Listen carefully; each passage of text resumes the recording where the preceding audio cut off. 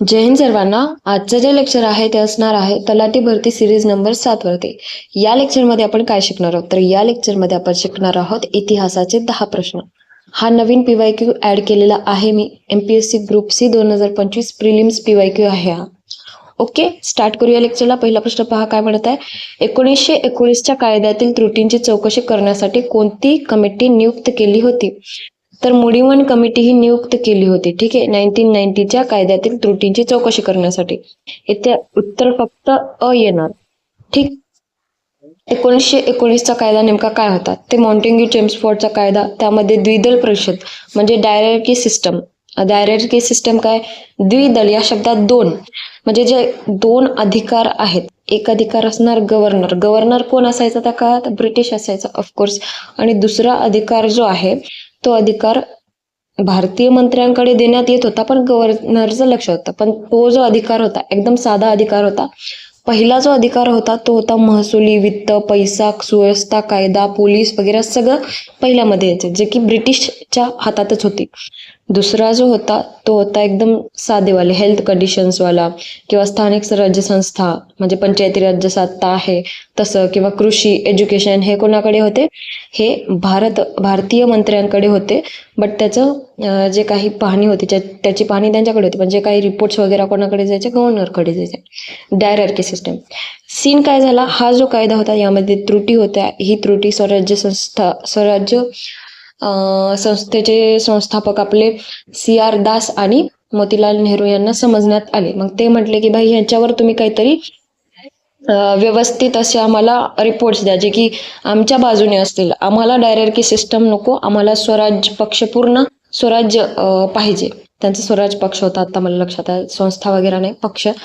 ठीक, सो पूर्ण आम्हाला काय पाहिजे, सत्ता पाहिजे आहे. हे कोण म्हणत होतं, मोतीलाल नेहरू आणि CR दास. त्यांनी द्विदल पद्धतीला एकदम कॅन्सल कॅन्सल कॅन्सल बोल दिया है ना, पोपटलाल त्या टाईप. तर बरोबर होतं त्यांचं. हे द्विदल परिषद जी पद्धत जी होती एकदम खतरनाक होती. म्हणजे त्यांचं डोकं किती चालायचं या ब्रिटिशांचं, की आम्ही हात ठेवणार तुमच्या डोसक्यावर है ना, आणि तुम्ही काम करा, आणि तुमच्याकडे जे काही पैसा येईल ते आम्ही हेच काटून घेणार. हे कुछ काम का नाही, बिलकुल नाही. ठीक, तर मग ही मुडीमन कमिटी स्थापन करण्यात आली यांच्या मागणीनुसार. ती केव्हा स्थापन झाली, 1924 मध्ये. ओके, द्विदल पद्धत. ठीक, आणि या मुडीमन कमिटीचं नाव काय आहे, या मुडीमन कमिटीचं सेकंड नाव काय आहे तर सेकंड नाव आहे रिफॉर्म्स एन्क्वायरी कमिटी. ओके, इतकं काही खास नाही, गरज नाही इतकं सांगायची, कारण 1919च्या टायमिंगची मुडीमन कमिटी होती, एवढं लक्षात ठेवलं तरी काय हरकत नाही. ओके, दुसरं म्हणजे यामध्ये, या कमिटीमध्ये बरं का, यामध्ये भारतीय सदस्य होते. ते सदस्य विचारू शकतात. सप्रू होते, तेजबहादूर सप्रू. जिन्ना होता, परत अय्यर आणि परांजपे. कोणते अय्यर, शिवस्वामी अय्यर. ठीक आहे, शिवस्वामी अय्यर आणि RP परांजपे होते. ठीक, अजून काय सांगायचं यामध्ये, बस दॅट्स इट. आता हे सायमन कमिशनचं सांगायचं झालं तर सायमन कमिशन मध्ये 7 सदस्य होते. ठीक, हे 7ही सदस्य ब्रिटिश होते, व्हाईट. ठीक आहे, व्हाईट होते, एकदम व्हाईट, गोरे लोक होते. तर या कमिटीमध्ये फक्त ब्रिटिश सदस्य होते, म्हणून भारताने याला बहिष्कार टाकला होता. हे भारतात केव्हा आगमन झाले होते, 1928 मध्ये, 3 फेब्रुवारीला बरं का, 1928 मध्ये. मुख्य बहिष्कार टाकण्याचं मुख्य कारण काय होतं की यामध्ये एकही सदस्य भारतीय नव्हता, सगळे गोरे लोक होते. ठीक आहे, त्यामुळे भारताने काय केलं, विरोध केला. दुसरं म्हणजे त्यांनी इंडियन कॉन्स्टिट्यूशन ते करणार होते असं, म्हणजे भारतीय सोडून दुसरेच कसं आमच्या भारताचं संविधान तयार करतील, हे कोण ठरवणार आहे असं भारतीयांना विचार आला. ठीक आहे, मग सीन काय झाला, 1927 मध्ये ना, 1927 मध्ये जेव्हा डॉक्टर अन्सारी ह्यांचे अध्यक्ष होते, INCचे अध्यक्ष, त्या काळात काय झालं, त्यांनी सायमन कमिशनवर बहिष्कार टाकला. काळे झेंडे घेऊन ना सायमन गो बॅक असे नारे तयार सुरू झाले. सायमन गो बॅक, वापिस जा. ओके, मग असा सीन झाला. त्यामध्ये नेतृत्व म्हणून आपले लाला लजपत रायजी पण होते 1928 मध्ये. आणि त्यांना त्या टाइम मध्ये सॉन्डर्सने खूप मारहाण केली होती. तर तेव्हा मारहाण केली आणि त्यामुळे लाला लजपत राय यांचा मृत्यू झाला. त्यामुळे सॉन्डर्सचा वध कोणी केला? सॉन्डर्सचा वध प्रश्न विचारता बरं. सांगा बरं, सॉन्डर्सचा वध कोणी केला? भगतसिंगजींनी केला आणि राजगुरूजींनी केलेला आहे. ठीक आहे. ह्या दोघांनी वध केलेला आहे. आणि मास्टर माइंड कोण होते? भगतसिंग, राजगुरू, सुखदेव आणि चंद्रशेखर आझाद. समझ गए? आय होप तुम्ही समजले होगे. आणि ते लाला लजपत राय यांचं ना एक काय म्हणतात वाक्य आहे. कुठलं? जेव्हा ते एक खिळा, जेवढा खिळा थांबा मला एक सेकंड. वाक्य काय होतं यार ते?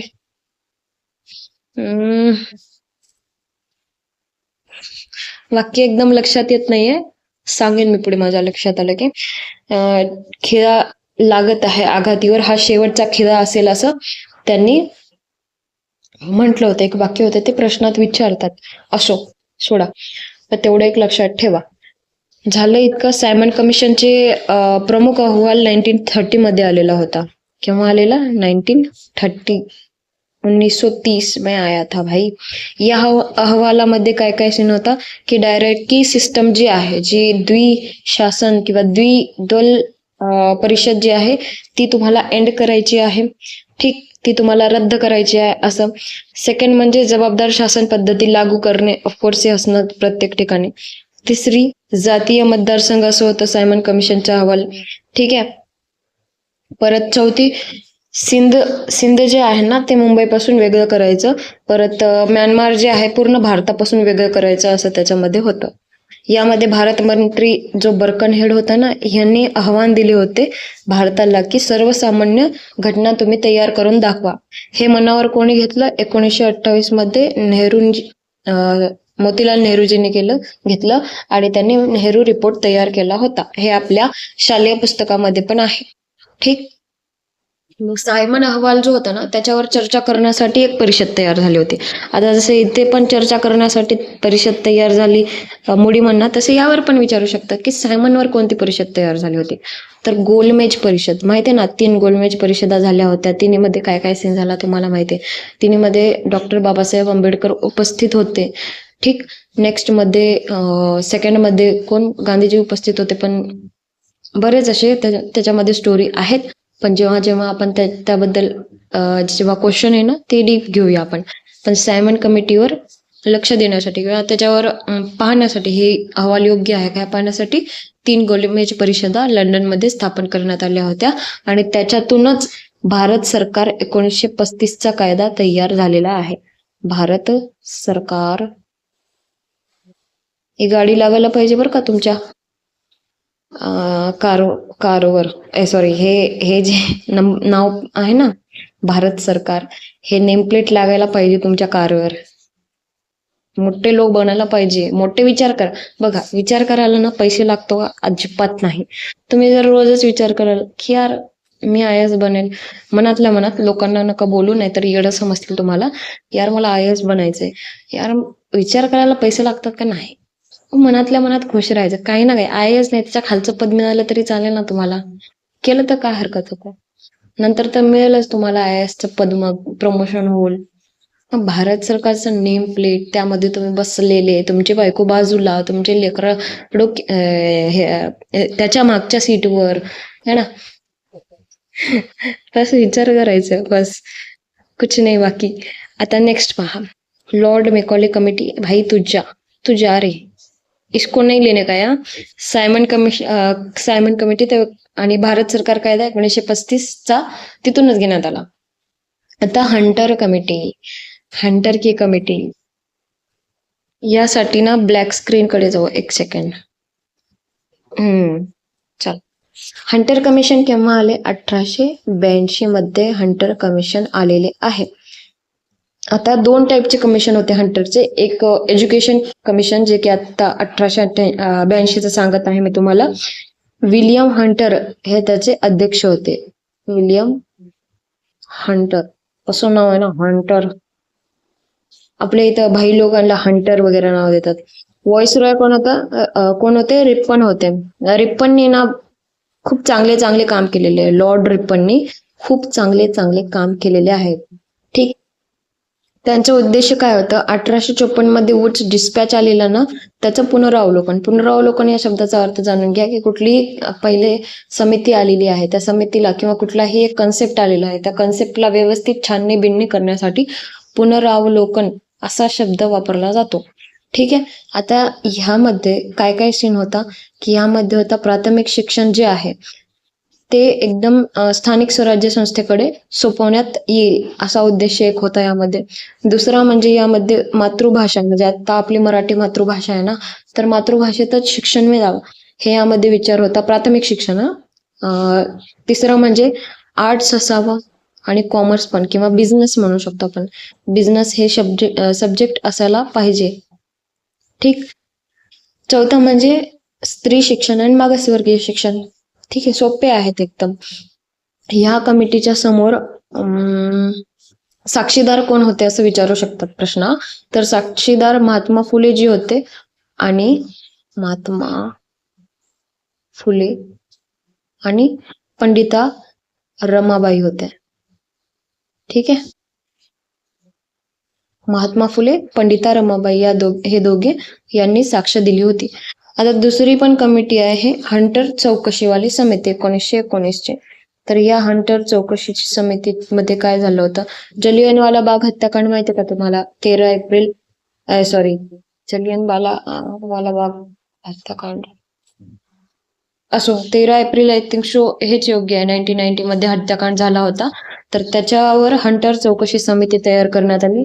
जे कोणी हत्या केली होती किंवा ज्यांची हत्या झाली होती ना, त्यांना स्कॉलरशिप मिळालं किंवा त्यांच्या मृत्यूचे पैसे म्हणून देत होते त्यांच्या फॅमिली मेंबर्सला.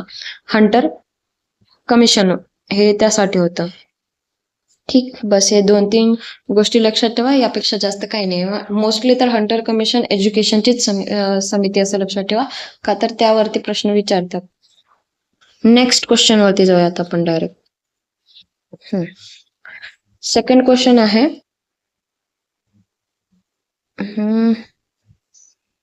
लॉर्ड हार्डिंग 1844-48 या काळात कोणते पहिले युद्ध झाले? तर या काळात पहिले युद्ध 1844-48. बघा, जर मराठा युद्ध पाहायचं झालं तर त्याचं इयर जरी पाहिलं असतं ना तरी काम बनलं असतं. पहिले युद्ध म्हणत आहेत, मराठाचं पहिलं युद्ध 1844-48 मध्ये झालं नव्हतंच. मोस्टली तर आपल्याला मराठा युद्ध विचारतात, पण झालं नव्हतं त्या काळामध्ये. शीख युद्ध झालं होतं बरं का. मग यामध्ये इंग्रज सिख युद्ध झालं होतं, अँग्लो सिख वॉर झाला होता.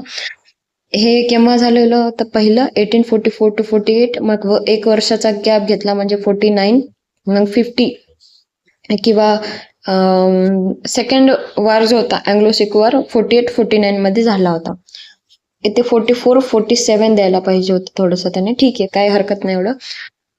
तर 1848 to 49 मध्ये सेकंड अँग्लो सिख वॉर झालेला आहे. ठीक. तर तुम्ही आता असं विचार कराल की यार आता सगळ्यांचे आपल्याला वॉर पाठ करायला लागेल का? अँग्लो सिख वॉर, अँग्लो अफगाण वॉर हे ते तर नाही. मग तुम्हाला काय पाठ करायचं आहे? तर तुम्हाला पाठ करायचं आहे लॉर्ड हार्डिंग. जेवढे लॉर्ड होते, जेवढे इम्पॉर्टंट लॉर्ड आहेत, ज्याची की तुम्ही जर कमेंटमध्ये सांगाल ना मॅडम लिस्ट तयार करून एक लेक्चर बनवा बाय ट्रिक, तर मी ते ट्रिक करून तुम्हाला सांगेन. ठीक आहे. तर जसे सगळे लॉर्ड होते त्या लॉर्ड मध्ये त्यांनी काय काम केलेले आहे, जसं की डलहौसीने काय काय काम केलेलं आहे. वुड्स डिस्पॅच त्याच्या काळामध्ये आलेला आहे. परत महत्वाचे विधवा पुनर्विवाह हे ते, तेव्हा त्यांच्या काळात कोणते युद्ध झाले वगैरे ते तेवढंच करायचं आहे. तसं केलं ना तुमचं काम बनून जाईल.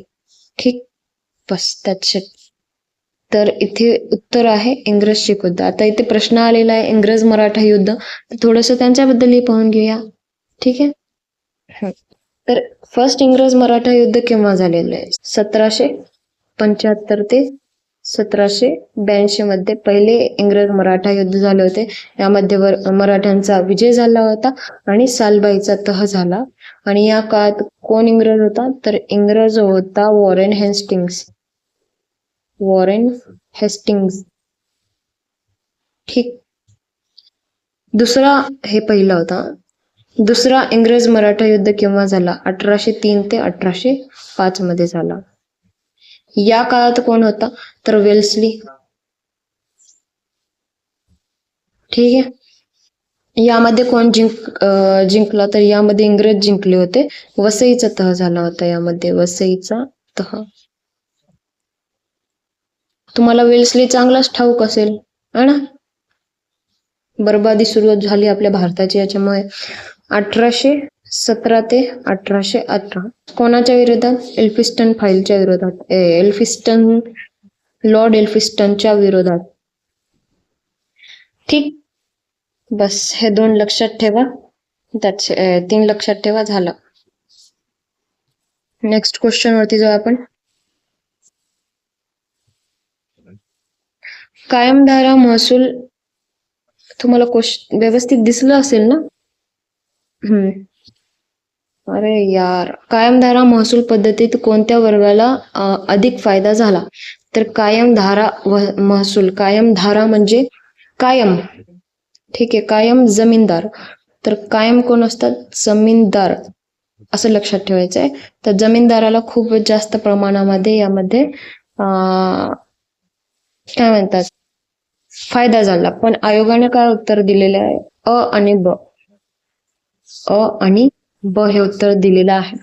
पण इथे उत्तर थोडंसं मला चुकीचं वाटलं की जमिनीची मालकी जमीनदाराकडे होती आणि जमीनदारांना खूप जास्त प्रमाणामध्ये यात फायदा झाला होता. माझ्याप्रमाणे पुढच्या वेळेस जरी उत्तर आलं तर ब द्या. का? तर यावर आक्षेप घेऊ शकतो. नाही तर रिस्क पण नका घेऊ, अ आणि ब द्या डायरेक्ट. ठीक. आता थोडंसं काय करूया आपण, पद्धती ज्या आहेत कायमधारा, महालवारी, रयतवारी, ही जी पद्धत आहे ना, ती इंडीप आपण थोडंसं घेऊया. इंडीप म्हणजे जास्त वेळ नाही लागणार, 2-4 मिनिट लागतील. तर एक तुम्ही ना काय करा, इथे कॉलम करायला घ्या. कायमधारा,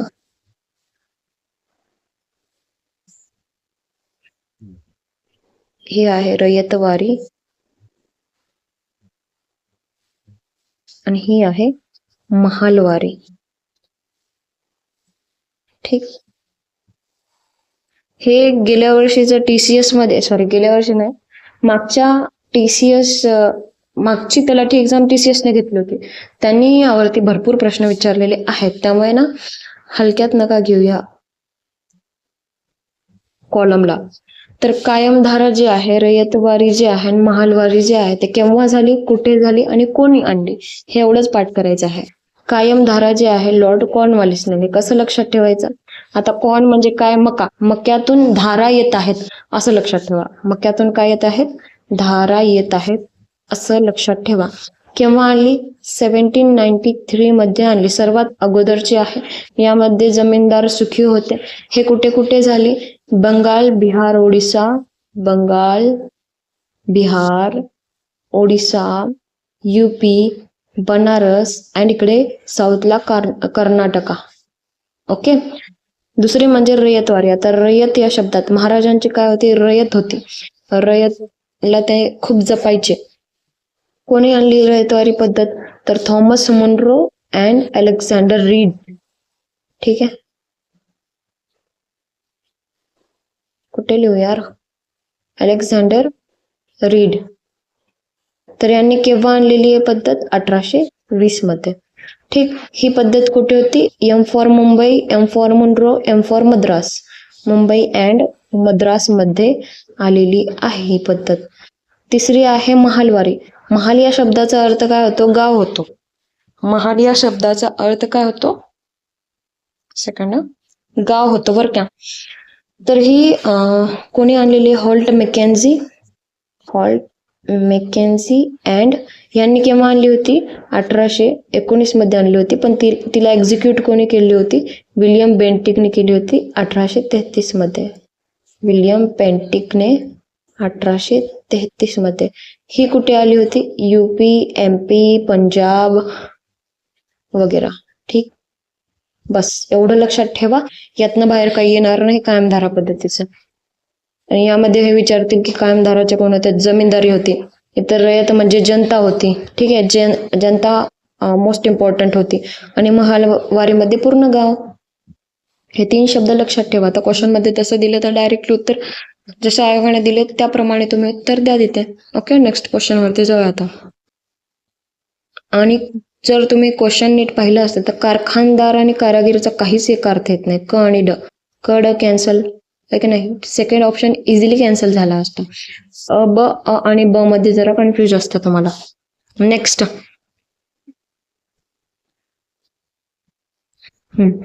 तर खालीलपैकी कोणत्या वृत्तपत्र आणि साहित्याशी लाला लजपतराय यांचा संबंध नाही.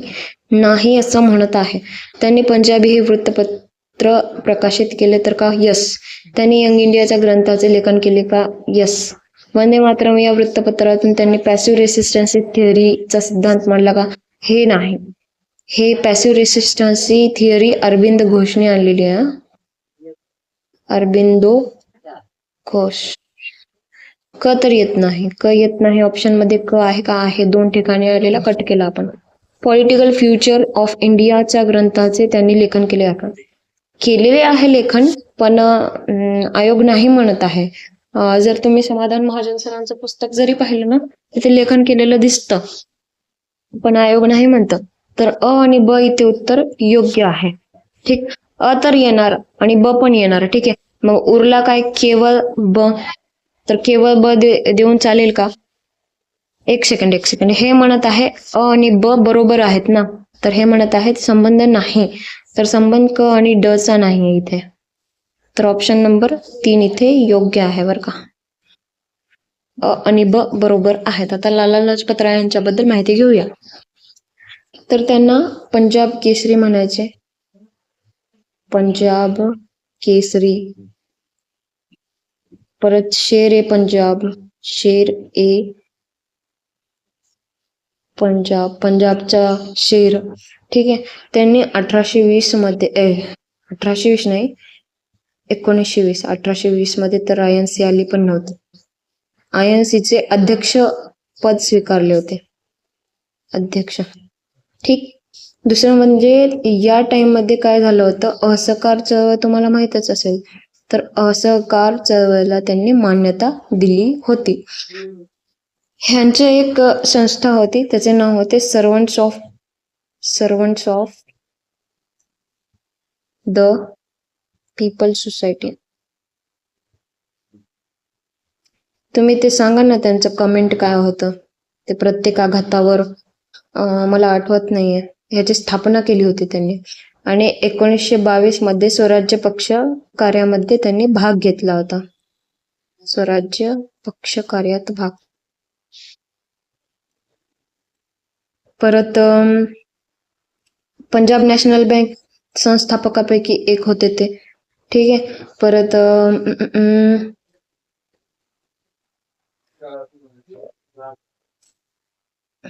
ते खूप डोकं खातंय मला, ते कमेंट बघायलाच लागेल, मन नाही राहत आहे. त्यांचे बुक आपण लक्षात ठेवूया. Book unhappy India. Unhappy India. दुसरा म्हणजे political future of India. Political म्हणजे दोन्ही बुकच्या शेवटी इंडिया नाव आहे. Political future of India, young India है ना. परत आर्य समाज नावाचे बुक बर का. आर्य समाजाची स्थापना कोण केलेली आहे? दयानंद सरस्वतींनी.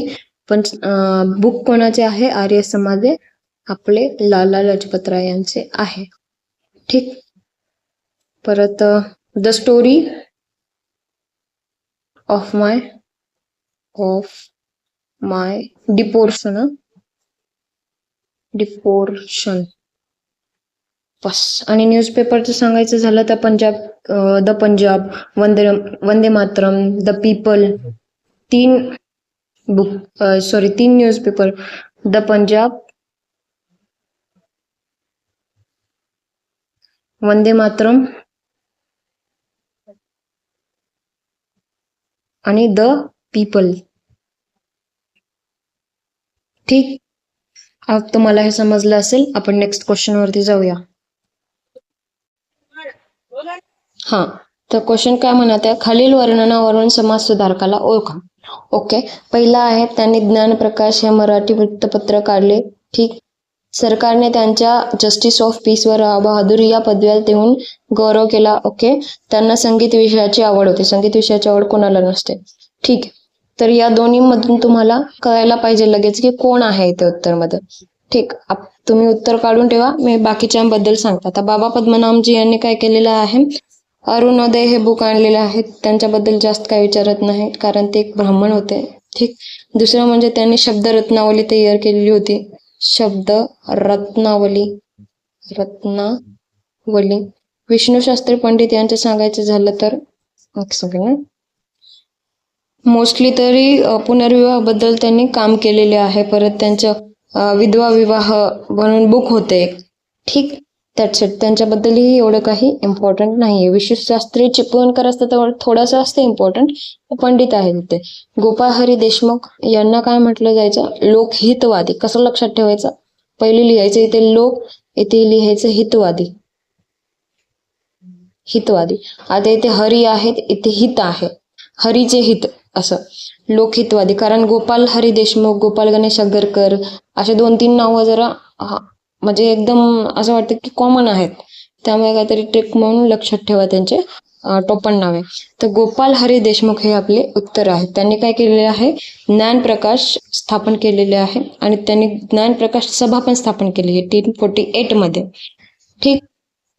दुसरे म्हणजे त्यांना जी राव बहादूर पदवी आहे ना, राव बहादूर पदवी ती 1877 मध्ये मिळाली होती. ओके. आणि त्यांनी एक इम्पॉर्टंट सांगायचंच राहिलं, त्यांनी शतपत्रे काढली होती. 108 काहीतरी निबंध त्या शतपत्रामध्ये त्यांनी लिहिले होते. 108 हे आकडे एकदम हिंदूमध्ये कसं एक होली पवित्र आकडा असतो, त्या टाईपचा आकडा. तर 108 त्यांनी त्यामध्ये समाजसेवेसाठी निबंध लिहिलेले होते. ती शतपत्रे त्यांनी कुठून आयडिया होती त्यांची, तर ती आयडिया होती एका न्यूजपेपर म्हणून. ती न्यूजपेपर कोणाचे होते, भाऊ महाजनाचे होते. ते न्यूजपेपर खूप जास्त गाजलेला आहे आणि ते न्यूजपेपर काय तुम्ही मला कमेंटमध्ये नक्कीच सांगा. ठीक. That's it. अजून ह्यांचे जर बुक सांगायचे झाले तर एक महत्वाची बुक त्यांनी स्थापन केली, तयार केली होती, ते म्हणजे लक्ष्मी ज्ञान. ही लक्ष्मी ज्ञान बुक भारताची ना अर्थशास्त्रावरील पहिली बुक मानली जाते. लक्ष्मी ज्ञान. लक्ष्मी म्हणजे काय, पैसा, पैसा वित्त, अर्थ म्हणजे अर्थशास्त्र. ओके. That's it. बस इतकं इम्पॉर्टंट होतं, ते मी सांगितलेलं आहे. नेक्स्ट क्वेश्चन वरती आता जाऊया. तर खालील विधाने वाचून कोणत्या स्त्री सुधारकाच्या कार्याची ओळख होते. शारदा सदन आणि आर्य महिला समाज या संस्थेच्या स्त्री उद्धाराच्या कार्यात त्या सक्रिय होत्या. ओके. 1913 मध्ये समाजसेवाच्या कार्यासाठी त्यांनी सरकारने कैसरी हिंद या पदवीने सन्मान केले होते. कैसरी हिंद ह्या पदवीने दोन व्यक्ती सन्मानित झालेले आहेत, पुरुष महिलामध्ये. एक आपले महात्मा गांधीजी, दुसरे म्हणजे इथूनच एक आहेत. ठीक आहे. तर इथे क्वेश्चन थोडा चुकलेला दिसतोय मला, कारण हिंदू लेडीज सोशल क्लबची स्थापना जी आहे ती रमाबाई रानडेने केलेली आहे. पण कैसरे हिंद ये किसको मिले आहे, तो ये मिला था पंडिता रमाबाई यांना. ठीक आहे. त्यामुळे या दोघींमध्ये इथे उत्तर त्यांनी रमाबाई रानडे यांनाच दिलेलं आहे. ठीक. ठाकरसी टाटा या कुटुंबियाने त्यांनी स्त्रीच्या उद्धार कार्याला आर्थिक पाठिंबा दिला होता. तर आता या दोघींबद्दलही आपण थोडस माहिती घेऊया. पहिले तर आपण काय करूया, पंडिता रमाबाई बद्दल माहिती घेऊया. पंडिता रमाबाई. तर त्यांनी शारदा सदन स्थापन केलेले आहे. शारदा सदन केव्हा केलेले आहे, 1889 मध्ये. ठीक. त्यांनी आर्य महिला समाजाची स्थापना केलेली आहे. आर्य महिला समाज ह्याची स्थापना केव्हा केलेली आहे त्यांनी, 1882 मध्ये. त्यांना कैसर ए हिंद केव्हा मिळालेला आहे, 1913 मध्ये. ठीक. आणि बस इतकं इम्पॉर्टंट लक्षात ठेवा. रमाबाई रानडेंचं पाहून घेऊया. रमाबाई रानडे. रमाबाई रानडे. तर त्यांनी सेवा सदन स्थापन केलेले आहे 1909 मध्ये. केव्हा? 1909. दुसरा मध्ये सर्वात important Hindu ladies social club त्यांनी स्थापन केलेला आहे. हिंदू लेडीज सोशल क्लब केव्हा स्थापन केला होता? 1894 मध्ये. बस हे 2-3 गोष्टी. रमाबाई रानडे कोण होत्या? महादेव गोविंद रानडे यांच्या पत्नी होत्या. ओके. सो यामध्ये उत्तर टाय व्हायला पाहिजे का? तर हिंदू लेडीज सोशल क्लब जे आहे ना ते रमाबाई रानडेने आणलेलं आहे. बट पंडिता रमाबाईंनी बाकीच्या गोष्टी केलेल्या आहेत त्या क्वेश्चन मध्ये. त्यामुळे क्वेश्चन तर त्यांनी उत्तर तर ह्यांच्याकडूनच दिलंय, रमाबाई रानडेकडून. ठीक आहे. असो, अशा चुका नाही व्हायला पाहिजे. बऱ्याच जणांचं यामध्ये नुकसान होतं माहितीये का? एक पॉइंटने पोरं निघून जात आहेत. आता माझ्यासोबत एक मैत्रिणीचा मित्र तो पॉइंटने नाही आउट झाला. तो भयानक रडत होता गेल्या वेळेसच्या प्रिलिम्स मध्ये. म्हणजे ग्रुप सी नाही, बी ची. असे नाही करायला पाहिजे या लोकांनी. असो, काही असो, आपल्याला काय. नेक्स्ट पहा इथे क्वेश्चन काय म्हणत आहे.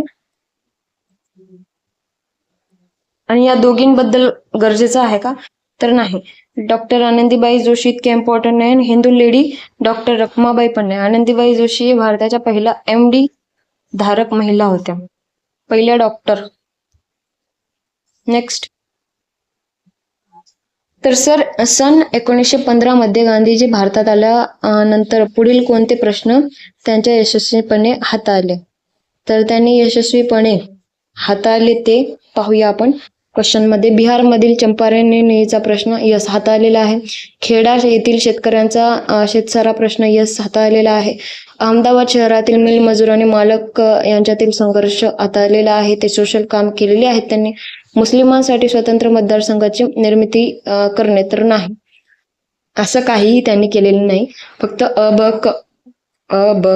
त्यांचं म्हणणं होतं की उलट स्वतंत्र मतदारसंघ हे जर झाला तर लोकांमध्ये फूट निर्माण होईल, पुढे पण फूट निर्माण होईल.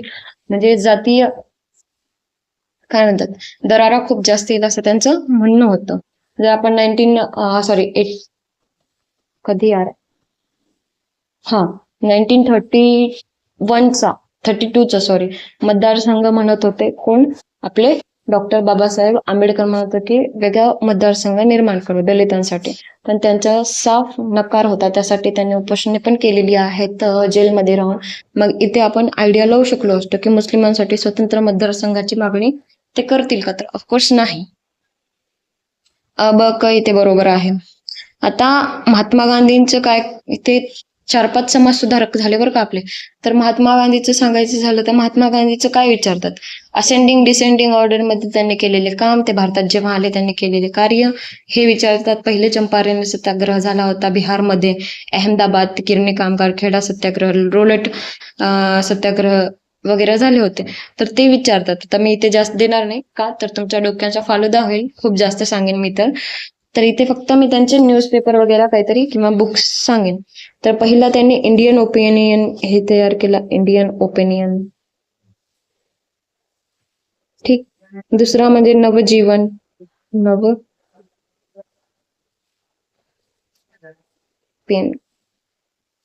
तिसरा म्हणजे हरिजन, नवजीवन हरिजन. हरिजन. बस हे न्यूजपेपर त्यांनी आणलेले आहेत. आता त्यांचे बुक्स पाहायचे झाले तर कोणते कोणते? My experiment with food, my experiments. त्या ब्लॅक स्क्रीनवर अक्षर व्यवस्थित दिसत आहे ना? विथ ट्रूथ हे बुक त्यांनी आणलेली आहे. परत यंग इंडिया तर न्यूजपेपर होता ना ग. एक second. My experiment with truth. Hind Swaraj.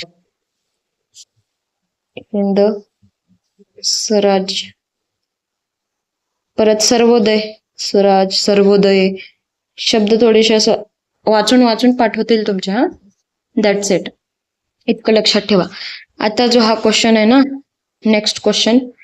3 September 1942 रोजी तासगाव मामलेदार कचेरी मोर्चाचे खालीलपैकी कोणते कार्य कर्त्यांनी नेतृत्व केलेले आहे. तर कृष्णराम कुऱ्हाडेंनी केलेले आहे, वि. स. पागेने केलेले आहे, गोविंद खोतने केलेले, डॉक्टर यक्रू सोनीने केलेले, वरील सर्व बरोबर आहेत.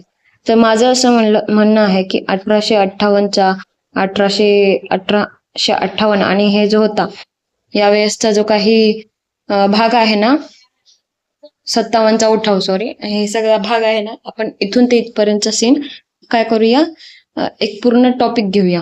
ठीक, एक पूर्ण टॉपिक घेऊया. हे मी आता इन डीप सांगणार नाही, आता ते एकदम व्यवस्थितपणे मला सांगायला सुरू करायला लागेल. यामध्ये जर आलाच नाही क्वेश्चन 1857च्या उठावावर आणि ह्यावर, तर खूप नुकसान होईल तुमचं बरं का. म्हणून मी रिस्क घेत नाही यावरती जास्त विचारायचं का, कारण जे TCS ने घेतलेलं होतं ना, हे तर MPSC आहे मॅडम. TCS काय, आता MPSC थोडंफार TCSचं पण पाहणार ना, असं काय नेमकं दिलं होतं त्यांनी, प्रश्न कसे दिले होते, त्याची लेवल कशी होती, या एवढ्या पोरांना कसं हँडल केलं वगैरे, ते पण पाहतील ना.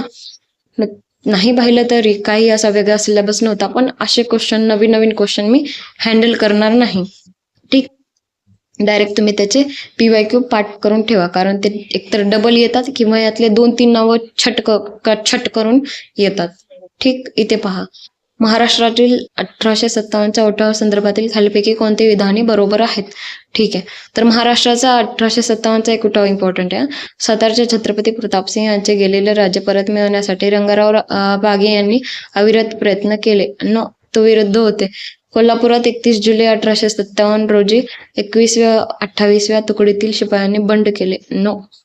नरगुंजा भावे या संस्थानिकाचे दत्तक पुत्र अमान्य झाल्याने मे 1858 मध्ये त्यांनी बंड केला. तर यस, हे बरोबर आहे. म्हणजे क येईल ऑप्शन मध्ये, क येईल. तिन्ही ऑप्शन मध्ये आहे का. 11 एप्रिल 1858 रोजी आंबा पाणीचे लढाईत भिल्लांचा पराभव झाला. म्हणजे हे तर येणार नाही, क आणि डच येईल. म्हणजे अब तर येणारच नव्हता. अब कॅन्सल, अब कॅन्सल, अब कॅन्सल. ठीक, उत्तर काय आहे, सेकंड. नेक्स्ट, जोड्या लावा म्हणत आहे. जोड्या हा प्रश्न एकदम फेवरेट आहे, कदाचित डबल येईल. पाठ ठेवा हा प्रश्न. तर काँग्रेसचे दुसरे अधिवेशन 1886चे दादाभाई नौरोजींनी आणलेले. अचं काय येणार, चौथा येणार, अचं 4. फक्त एकच ऑप्शन मध्ये आहे, उत्तर लगेच मिळालं. दादाभाई नौरोजीचे 3 अधिवेशन लक्षात ठेवा, त्याचे सोपं पडेल तुम्हाला. 1886, 1893, 1906, सॉरी. ठीक, 6, हे 6, हे 3 मध्ये. ओके, तर ऑप्शन नंबर काय येते, इथे 3 उत्तर येतात. दुसरा काय, काँग्रेसचे तिसरे अधिवेशन मद्रास येथे झाले होते, जे की बद्रुद्दीन त्याबजी हे पहिले मुस्लिम होते जे काँग्रेसचे अध्यक्षपद त्यांना मिळाले होते. काँग्रेसचे चौथे अधिवेशन पहिले, आय थिंक सो, जर्मनी वाला पहिला जर्मनी कर और ब्रिटिश कर असावा. तिसरा, तर इथे उत्तर काय, कच 3. एक सेकंड, मी चुकीचं सांगितलं का, इथे ऑप्शन नंबर 1 येईल बरं का. 4 वर चुकून बोलले मी.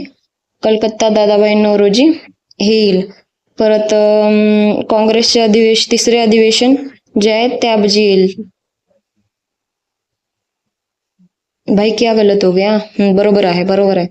काँग्रेसचे चौथे अधिवेशन जे आहे अलाहाबाद, ते पहिले जॉर्ज युल आणि हा ब्रिटिश 5वा वाला.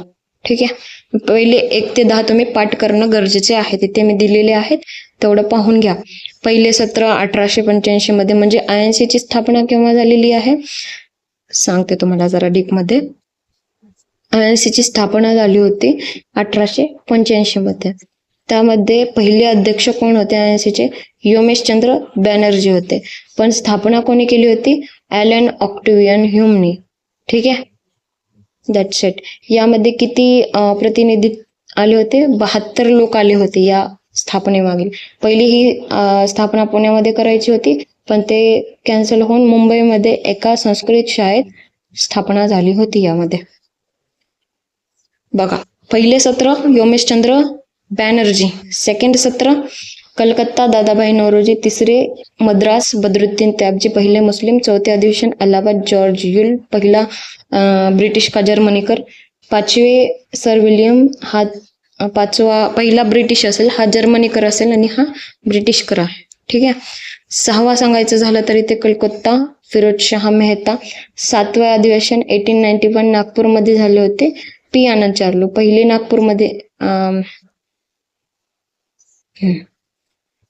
नागपूरमध्ये झाले बरं का. विदर्भ साईड पहिली वेळेस. आठवे अधिवेशन 1892 अलाहाबाद योमेशचंद्र बॅनर्जी. परत एकदा पहिली वेळेस आणि आठवी वेळेस कोण होते? योमेशचंद्र बॅनर्जी. नववे अधिवेशन लाहोर दादाभाई नौरोजी आणि 10वे अधिवेशन मद्रासचे अल्फ्रेड वेब होते. ठीक, इथे आपलं लेक्चर समाप्त झालेलं आहे. आय होप मी व्यवस्थित सांगितलेलं असेल. थोडंसं किचकटपणा आला, म्हणजे थोडंसं चुकलं पण असेल माझं काही का तर मला ते एकदम हे झालं की यार मी कसं विसरू शकते ते कमेंट. आपलं लाला लजपत राय यांचं कमेंट भारी होता. असो, मी पण एक स्टुडंट आहे ना, मी पण चुकू शकते. मी काय महान नाहीये. कसं वाटलं तुम्हाला लेक्चर नक्की कमेंट मध्ये सांगा. आवडलं असेल तर जे काही करायचं शेअर करायचे करा. म्हणजे त्याच्याने काय होईल की मलाही काही मेंबर्स बघून यार मेंबर्स वाढत आहेत, अजून छान वाटेल. म्हणजे कराच तुम्ही शेअर. ठीक आहे. सो आता मी लेक्चर एंड करते. आणि हा, जर आज जमेल ना तर रोज 2 लेक्चर घेईल. आता मी खूप फ्री आहे, खूप एकदम फ्री राहिलेली आहे मी आता. तर रोजचे 2 लेक्चर टाकेल मी. ठीक आहे. कसं वाटेल तुम्हाला नक्कीच सांगा, कारण 60च दिवस बाकी आहेत आपल्या हातात. तर सो आपण काय करू, 2-2 लेक्चर करून आपण पूर्ण सिलेबस एंड करून टाकू. एक्झाम काय परत येणार नाही. मलाही कष्ट करायला लागतील, तुम्हालाही करायला लागतील. सो मी एंड करत आहे लेक्चरला. भेटूया आजच्याच सायंकाळच्या लेक्चरमध्ये. जय हिंद.